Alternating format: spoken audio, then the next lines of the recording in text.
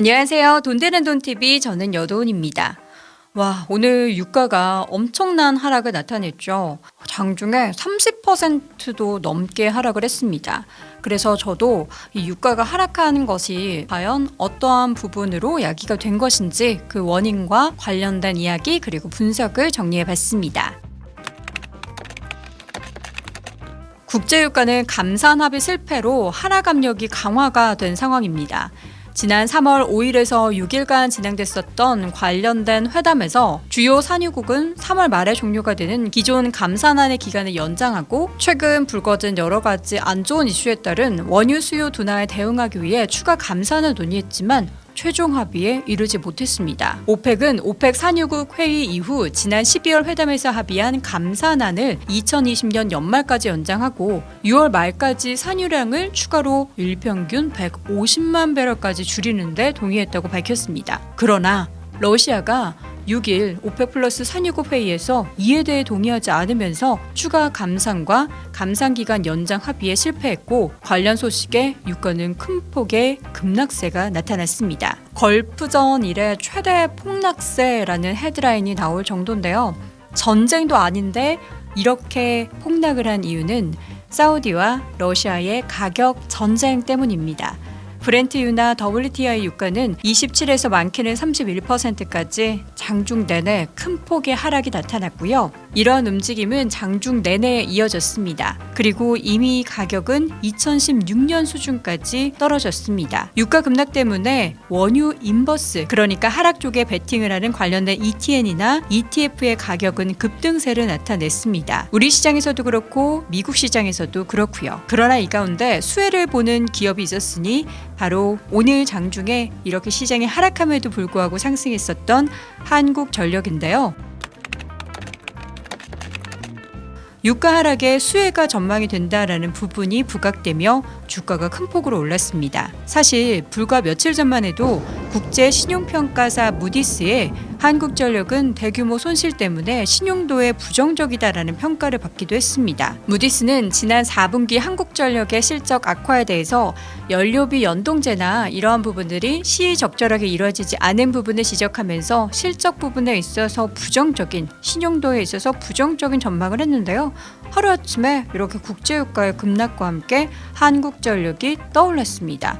이유는 낮아진 유가가 한국전력의 영업이익을 크게 개선시킬 수 있을 거다라는 분석 때문인데 두바이 유가가 연평균 $10 정도 하락했을 때 한국전력의 올해 연간 영업이익은 무려 7천억 넘게 증가를 하게 됩니다. 때문에 이러한 국제유가의 하락은 한국전력의 실적의 증가를 야기시키게 되는 거죠. 물론 이 가운데 달러원 환율이 상승을 한다면 국제유가 하락의 효과는 일부 상쇄될 수 있지만 그럼에도 불구하고 이러한 유가 하락에 따른 비용 절감 효과가 더 클 것이다 라는 분석입니다. 그렇다면 이러한 유가의 폭락은 과연 2015년에서 2016년 최근에 있었던 폭락과 같은 양상일까요?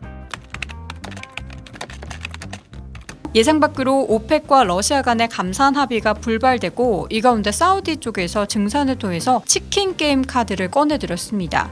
이 가운데 글로벌 신용 위험이 더 높아질 수 있다는 부분이 가장 금융시장에 큰 위험으로 다가오고 있는데 지난 2015년 하반기에서 2016년 초까지 이어졌던 유가 급락과 중국 등의 이머징발 신용 위기가 과연 재현될 것인가에 대해서는 여러 가지 같은 점 그리고 다른 점이 있습니다.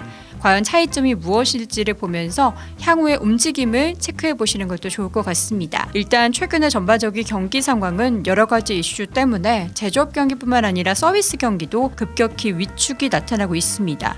때문에 경기 사이클은 2015년에서 2016년에 비해서 유가의 하락 압력을 높일 수밖에 없는 것입니다.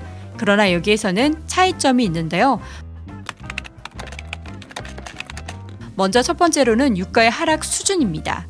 2015년에서 2016년 당시의 유가는 $100 초반 수준에서 2016년 1월 중에 $20 후반대까지 급락을 했습니다. 반면 이번 경우에는 $60 후반대에서 $30, $20 후반대 수준까지 떨어졌다는 건 하락 폭에 있어서의 다소 위안을 찾아볼 수 있겠죠. 위안이 되실까요? 두 번째는 공급 충격의 강도입니다. 지난 2015년에서 16년 말 유가의 급락은 미국 내에서 셰일 오일의 급증에 따라서 공급 충격이 가장 중요한 유가의 급락의 원인이 됐었습니다. 이번에도 역시 경기 둔화나 사우디에서의 증산이라는 공급 충격이 유가 하락의 원인이 됐지만 다소 차이점은 있는데요. 미국 내에서 셰일 오일 증산 속도가 둔화되고 있는 가운데 지금 조절이 가능한 충격이다라는 분석입니다. 물론 이러한 부분은 협상에 따라서 공급 충격이 다소 약화될 여지가 있다라는 긍정적인 부분도 있는데요. 여기에 대해서는 잠시 후에 다른 의견도 함께 체크해 보도록 하겠습니다. 세 번째로는 달러화와 그리고 연준의 통화 정책인데요. 지난 2015년에서 2016년 충격 시에는 미국 연준의 금리 인상과 또 이에 따른 달러화 강세 역시 유가의 급락에 또 다른 빌미를 제공했습니다. 현재 수준을 보자면 미국도 그렇고 글로벌 주요국들이 동시에 통화 완화 정책을 계속해서 추진하고 있고 달러화 역시나 가파른 약세를 기록하고 있음은 예전과 다른 부분이겠죠. 네 번째는 신용 리스크 관점인데요. 미국 내에서 신용 스프레드가 상승 중이고 추가적으로 상승할 여지가 높다는 점에서는 사실 이전과 유사합니다. 그러나 이와 달리 미국 연준에서 서둘러 금리 인하를 이미 단행을 했고 추가적인 금리 인하, 더불어서 양적 완화를 다시금 재개할 공산이 높은 부분은 신용 리스크 확산을 일정 부분 제어할 수 있는 역할을 기대하고 있습니다. 또 이뿐만 아니라 중국의 CDS 상승폭이 그리 크지 않다라는 점도 아직까지 신용 리스크 측면에서 약간의 차이점을 보여주고 있다라는 분석입니다.